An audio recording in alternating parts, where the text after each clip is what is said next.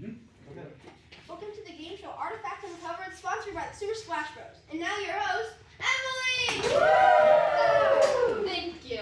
Welcome to Artifacts Uncovered, where we help solve really hard archaeology problems. Our two teams today are Artifact Finders and Raiders of the Lost Artifact. Welcome, teams.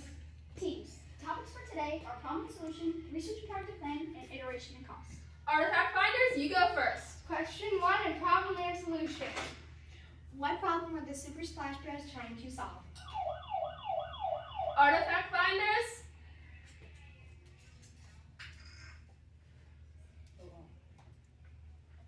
You know, the archaeologists often struggle to locate artifacts underground. It could take them thousands of years to find them. It's expensive and super time consuming. Correct! Select your next question. Question 2 of problem and solution. What was the solution to the innovation project and what was the impact? Our solution was to a drone fly over an archaeology site with a sensor that could scan the ground and find artifacts. This impacts archaeologists because they can focus their time and money on the exciting part, digging, not searching. Correct answer, Artifact Finders. What's next? Question 2 in research and project plan. What was the project plan for the Super Splash Bros? We had a schedule on what to get done at each practice. Our project plan also had us splitting into smaller teams so we could get more better practice. We developed a solution and started to talk to experts right away. We wanted to quickly iterate on a solution. Correct. Next question, please. Question 1 in research and project plan. What research did the Super Splash Bros do? The Super Splash Bros researched about many different topics in archaeology. For example, we researched about experts we could talk to. We also researched different problems that archaeologists have and potential solutions to the problems. Exactly. Choose another question. Question 1 of iteration and cost. What experts did the Super Splash Bros talk to in order to iterate on their solution? Whoa, both teams want to answer. Artifact Finders, you go first. We talked to 4 experts, both archaeologists and drone professionals, who helped us refine our design using a ground-penetrating radar and better flight paths. From the archaeologists, we learned where artifacts are most likely found near rivers and caves, and tools like magnetometers and ground-penetrating radars. Don, who runs all the drones at Walt Disney World, taught us efficient ladder search patterns to cover more ground with less overlap. He also taught us about how different sensors work in different soils. We also learned that ground-penetrating radars can detect artifacts deeper in certain materials like ice. And from Troy, who leads the MQ-25A Stingray, a large drone program at Boeing, we learned about fuel, batteries, and mission planning, which helped us decide to power our drone with batteries because of the remote locations and use a ground-penetrating radar for our sensor because it's best for the job. Those experts helped us make big improvements to our project. Wow, you really dug into your research. Slapper! Both teams gave correct answers. And the last question, please. How much will it cost? Right now, the cost for this is around $50,000. We know that's a lot, but we were trying to find ways to make this cheaper and more affordable. We're confident it will work as experts told us that sensors get smaller and more affordable every year. Emily, we're out of time. Oops, time flies when you're having fun. Well, great job, teams. Both teams win. Yeah! Great teamwork. That's all the time we have for today's show. And that's how the Super Splash Bros are unearthing the future of archaeology. And now, let me show you a quick demo of how our drone will work.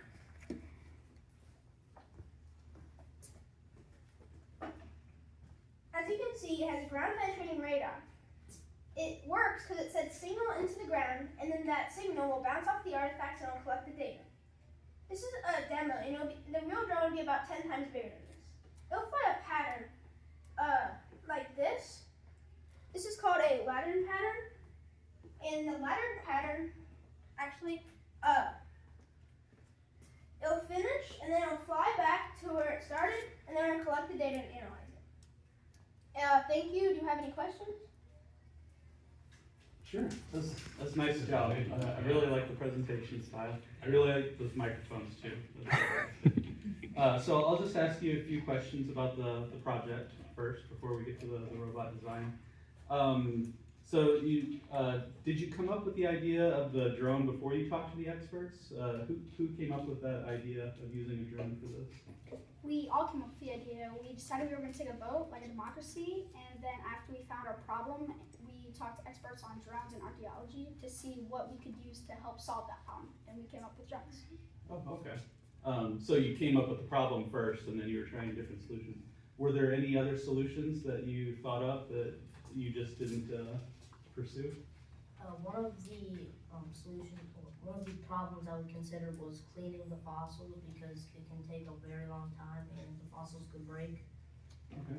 One of our other solutions we had was, instead of using ground penetrating radar, use a magnetometer, because those radars are kind of similar, but we learned from the experts that ground penetrating radars work better for the project that we chose. Another one was climate change, because climate change can affect artifacts when it's dug up from the ground.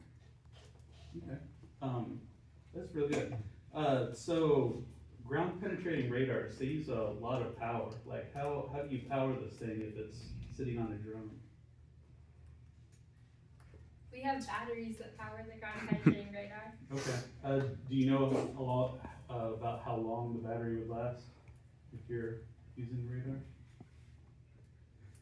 We plan to only use the drone for maybe like an hour or two, so it would probably last about that much time. Okay. How did you guys decide to break up the work so that everyone has something meaningful to do for the project? We split up into groups by 2 so everyone could get something done and quickly. We also, following up from Kyla, we also separated for the people who have interest in doing this or that. We also assigned roles at the beginning of the year, so based off of their interests, like Neha said, and so they would basically be focused more on that than the other. Okay. So whenever you're in your groups of 2, how do you decide when and how to share the information with the rest of the team? We usually have it on like a Google Doc that we have all of like what we're working on, and we have a schedule of like what we need to get done at each practice. So before we split up into our groups, we usually like tell everyone like what we need to get done, and they choose, like everyone has a different role to get done, and they basically can choose which one they want to do. Okay. So very structured. So were there any suggestions that your experts provided that you didn't integrate into your solution? One of the other things that the drone expert taught us was that we could use fuel, but we decided since this is more of a remote area and there's not enough land or area to have like a docking station, we decided we were going to use batteries instead. Okay. Am I doing okay on time? I heard a noise. I didn't know if that was. That was from behind you somewhere. We have 2 minutes. 2 minutes. Okay. I think that's all the questions I have. Did you have any questions? So when you spoke to the expert, anything, how the drone, does it impact any of the birds that is flying? Is there any way that you can?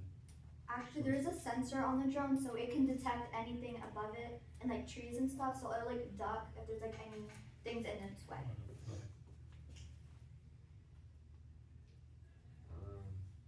Would you say that this is more effective than like other solutions? Let's see. Like how would, so you say this would go like above forests and things like that to scan? Would you say it worked better if it was over like flyer terrain, like planes or something? Or planes is in, you know, trains, but not the aircraft. But would you say it worked better over planes, or do you think it's better suited for forests and things like that, where it's harder to see?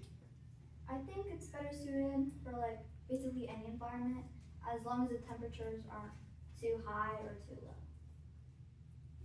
What was the fun part of this project? What did you get into? The fun part was spending time with my team and learning new names and goofing off at practices. Anyone else? Another fun part of this was learning all this new information about archaeology that we did not know before coming into this. I loved learning about drones. I liked learning about archaeology and socializing with my teammates. I like socializing with my friends and teammates and learning more about archaeology. I had fun like learning about archaeology and drones. I had fun coding the robot and socializing with my friend.